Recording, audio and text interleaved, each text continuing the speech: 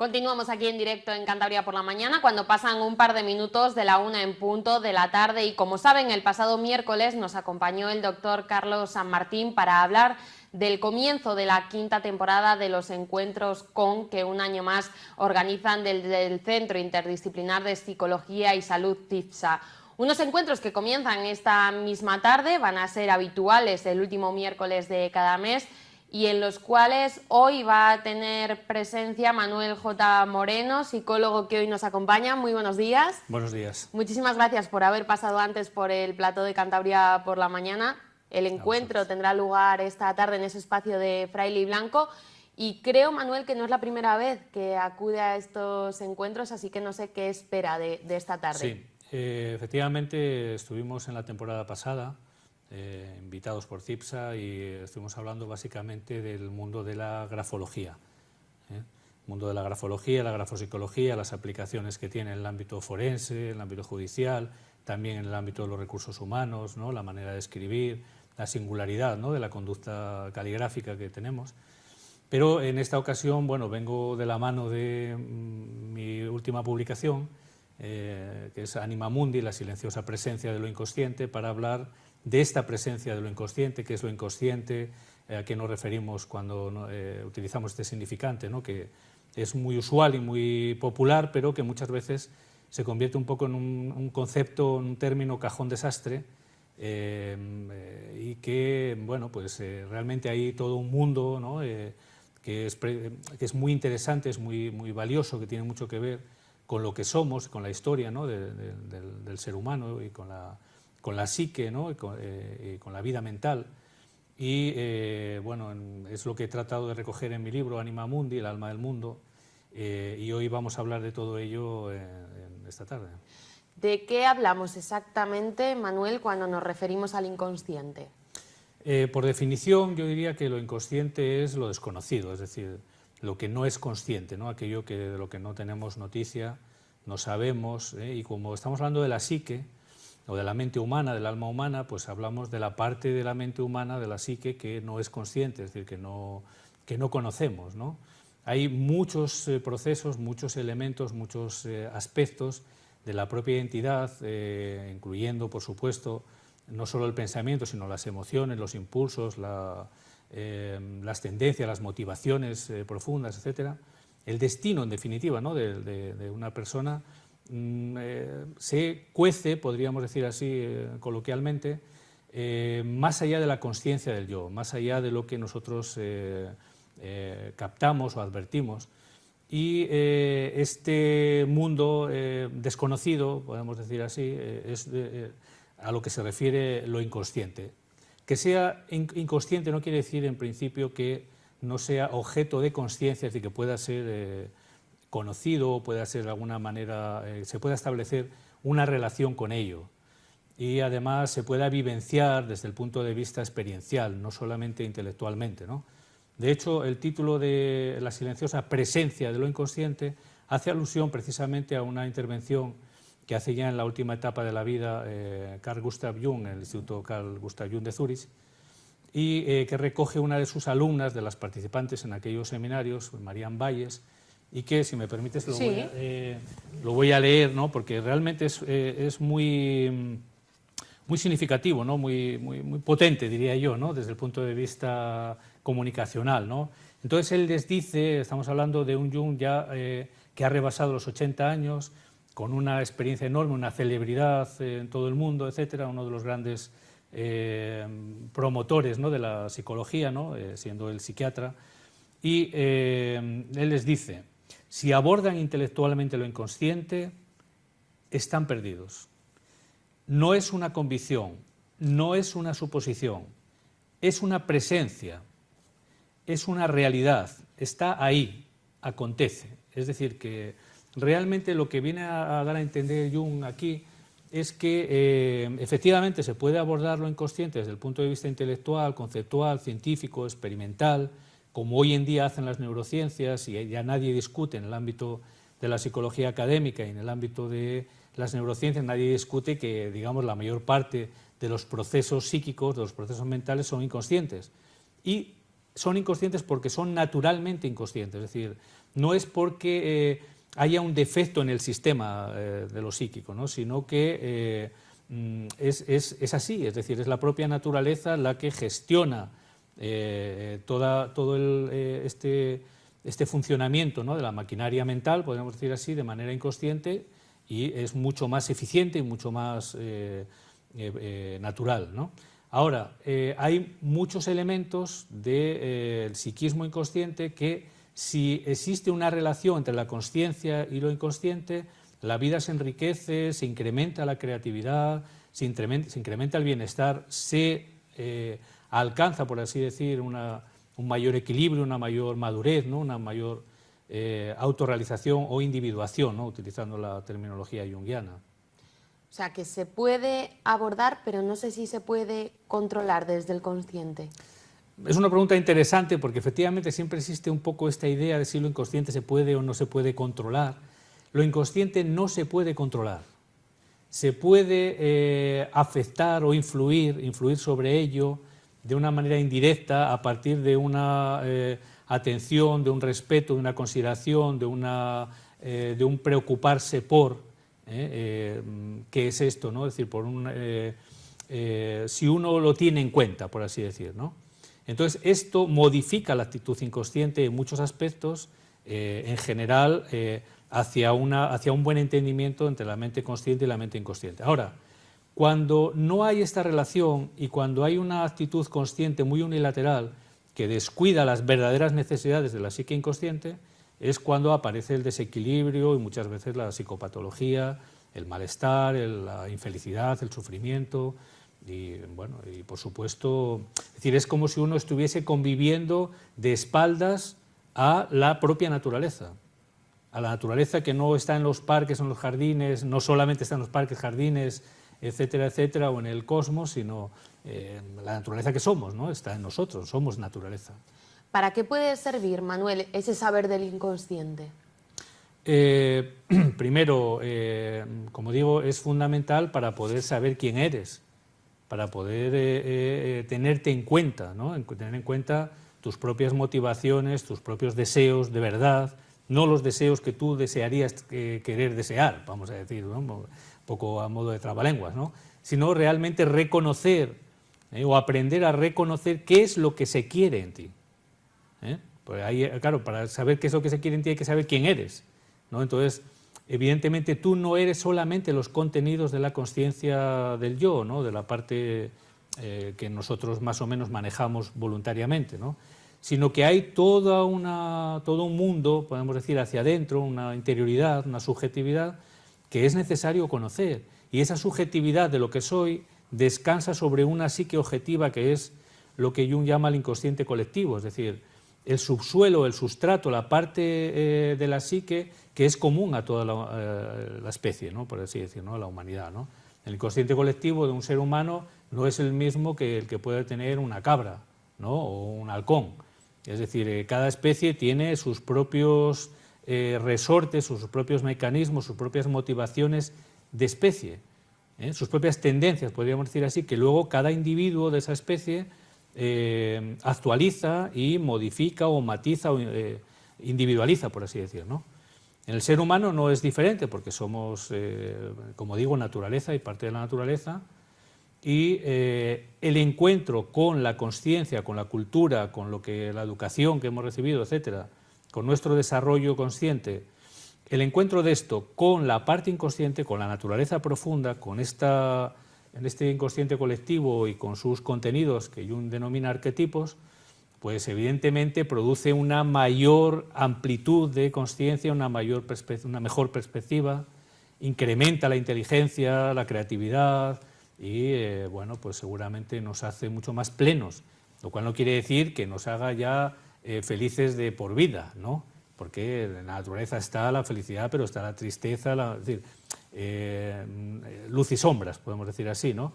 Pero en todo caso la vida devendrá mucho más plena y mucho más relacionable con el sentido, ¿no? No con un sentido en el sentido de creencias,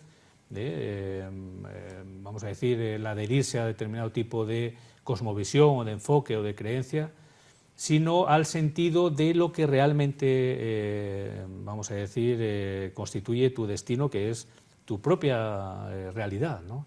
Esa realidad que camina en una dirección o más o menos en una cierta dirección, y que si te alineas con ella, de alguna manera te alineas con tu destino, ¿no? Y por lo tanto la vida es mucho más estable, ¿no? y más plena, ¿no? Como digo.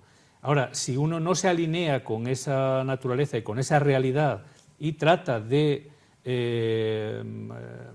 plantearse, ¿no? o suplir la realidad con fantasías o con ilusiones de cómo me gustaría ser o cómo me gustaría que fuese el ser humano, etcétera, y eso no ajusta a la realidad, pues evidentemente estamos ante una especie de delirio, ¿no? que no trae estabilidad, no trae felicidad, no trae plenitud, ¿no? No sé si voy a utilizar la palabra correcta, pero no sé si hay alguna fórmula, Manuel, para conseguir alinearlo, para llegar a esa plenitud de la que hablas.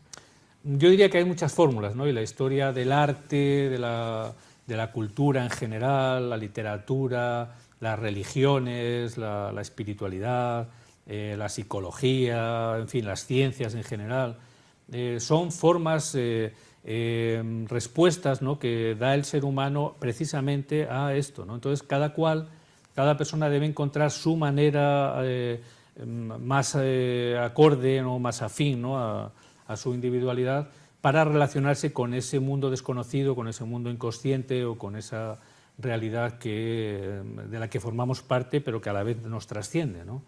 Podemos decir que, en cierta manera, hablamos de una psicología profunda que no está lejos y no es lo mismo que la espiritualidad bien entendida, ¿no? En el sentido de más allá de los credos particulares o de las ideologías, de los enfoques ideológicos religiosos, ¿no? Que eso es otra cosa.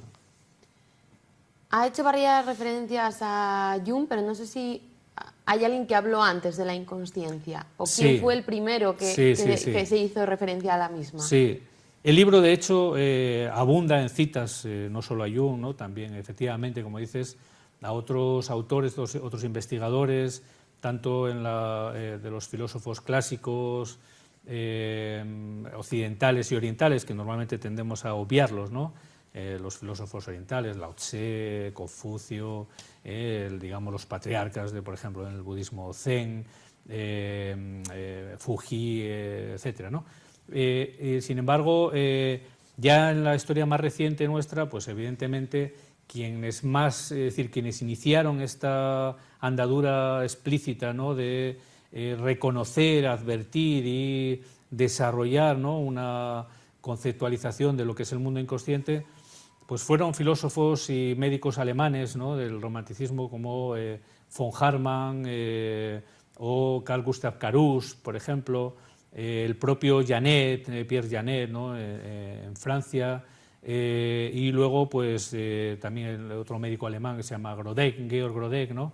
Contemporáneo de Freud, que precisamente le brinda, o Freud toma de este Grodeck el término ello para referirse a lo inconsciente, ¿no? a lo inconsciente pulsional, aunque Grodeck habla de lo inconsciente con una mayor amplitud, ¿no? y con una mayor... es decir, para Grodeck el ello inconsciente es el que gobierna la vida del ser humano en todos sus aspectos, incluso físicamente, y el que de alguna manera desencadena enfermedades y trastornos psicosomáticos, etcétera, en la medida en que la persona se aparta o se aleja de esa naturaleza que es, o no reconoce ciertas verdades que son necesarias para su equilibrio y para su desarrollo, ¿no?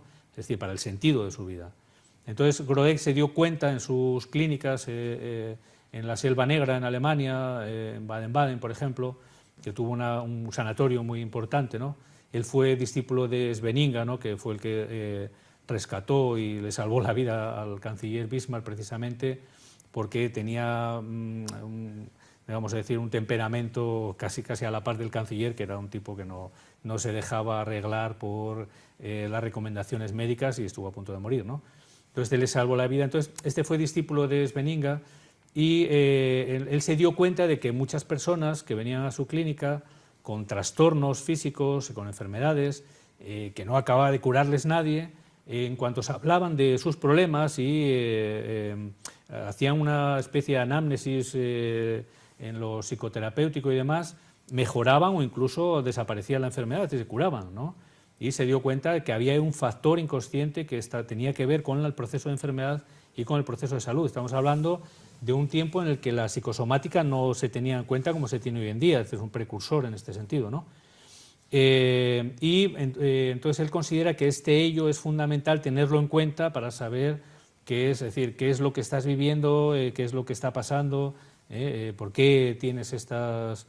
Es decir, cómo es tu vida, ¿no? y a qué responde esta vida, ¿no? Por así decirlo, ¿no? Y luego, por supuesto, Jung, pero también algunos autores, algunos psicólogos, como por ejemplo Frankl, ¿no? Víctor Frankl, ¿no? Que fue superviviente en un campo de concentración nazi, precisamente creador de la escuela de la logoterapia, que significa logos para Frankl y para esta escuela, tiene que ver con el sentido, es decir, es la terapia a partir del sentido. Es una persona enferma cuando su vida no tiene sentido, o cuando ha perdido la pista, por así decir, ¿no? El hilo conductor del sentido de la vida. Entonces, cuando una persona, por ejemplo, de psicoterapia, le ayudas a conectar de nuevo consigo misma, conecta con el sentido, porque el sentido está en uno, ¿no? Es uno mismo, por así decir, ¿no? Es tu propia realidad, ¿no? Entonces, cuando conectas con esta realidad, conectas con el sentido y la vida vuelve a florecer, por así decir, ¿no? Vuelves a tener esta plenitud, ¿no? Entonces, bueno, también se habla ellos hablan de lo inconsciente, incluso Frankl habla de que no solo existe un inconsciente pulsional, como hablaba Freud, ¿no? Por supuesto, ¿no? Quiero decir, por supuesto, que Freud es el gran valedor, ¿no? El que mayor divulgación, mayor investigación, más conocido, ¿no? También, ¿no? Público.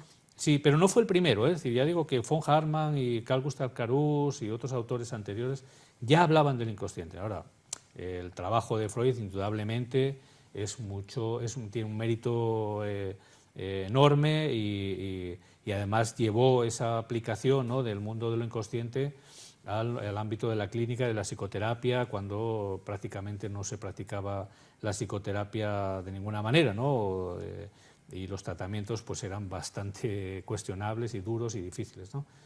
Entonces, Frankl habla de que no solamente hay un inconsciente pulsional, es decir, que tiene que ver con el deseo natural, con los instintos y demás, sino que hay un inconsciente espiritual.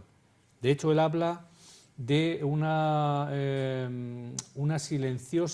presencia silenciosa de Dios. Él habla de la silenciosa presencia de Dios también en el sentido de que hay un Dios reprimido, ¿no? Hay una espiritualidad reprimida, o hay una noción, del arquetipo de lo que queremos significar cuando se habla de Dios, ¿no? De la divinidad, etcétera, que está reprimido en el hombre de la Ilustración y por supuesto en el hombre de hoy en día, y que de alguna manera bueno, hace que uno entre en una dinámica con la existencia que te aparta del sentido, ¿no? De que la vida tiene un sentido, ¿no? Tiene una significación, tiene una razón de ser, ¿no? No estoy hablando de que tenga que ser necesariamente una razón de ser metafísica, ¿no? Que la propia vida tiene una razón de ser en sí misma, ¿no? Y bueno, pues digamos que todo esto pues es muy importante tenerlo en cuenta porque todas estas realidades de las que estamos hablando están ahí, están aquí, se pueden advertir, se pueden experienciar, se pueden experimentar, se deben experimentar de alguna manera, cada persona a su estilo y según un poco su cultura y sus preferencias o lo que sea, pero que es necesario, ¿no? De alguna manera darse cuenta de que la realidad es mucho más amplia, mucho más vasta que los datos conscientes que tenemos de ella. Hay una realidad inconsciente, como digo, muy vasta. Podríamos hacer suelo hacer el parangón o la analogía con lo que los cosmólogos y los astrofísicos denominan la energía y la materia oscura. La energía y la materia oscura no saben lo que es, por eso la denominan así, oscura. Sin embargo, se sabe y se puede medir que está ahí. Es decir, hay una presencia que no sabemos qué es, pero sabemos que está ahí. Y además que constituye la mayor parte de la masa del universo. Entonces, de alguna manera, volviendo un poco a las tradiciones antiguas, ¿no? Por ejemplo, del Kybalión, por ejemplo, egipcio, cómo es arriba, es abajo, etcétera, ¿no? Tan clásico, ¿no? Y que también ha aprovechado mucho la gente que se dedica al esoterismo y todo esto. Pero realmente es así, es decir, hay el microcosmos, ¿no? El hombre entendido como un microcosmos también replica esta cuestión, ¿no? Es decir, la psique inconsciente, como hemos dicho antes, constituye la mayor parte de la presencia de lo psíquico y de los procesos y contenidos de lo psíquico. Y también, si queremos buscar más analogías, podemos ver, ¿no?, cómo el planeta está constituido por 3/4 partes de agua aproximadamente, y nosotros también, etcétera, etcétera. Es decir, que hay una cierta analogía, ¿no?, una correspondencia, ¿no?, entre lo que está fuera, la naturaleza y el cosmos, etcétera, y lo que es la vida humana en lo físico y fisiológico, y también en lo psíquico, que también forma parte, digamos, de la otra cara de la misma moneda, ¿no? Bueno, todo esto es un resumen, un adelanto de lo que va a dar de sí el encuentro de esta tarde. Manuel, ¿a quién invitaría a acudir a ese evento? Bueno, yo invitaría a todos los ciudadanos de Cantabria, ¿no? Seguramente no cogerán, ¿no?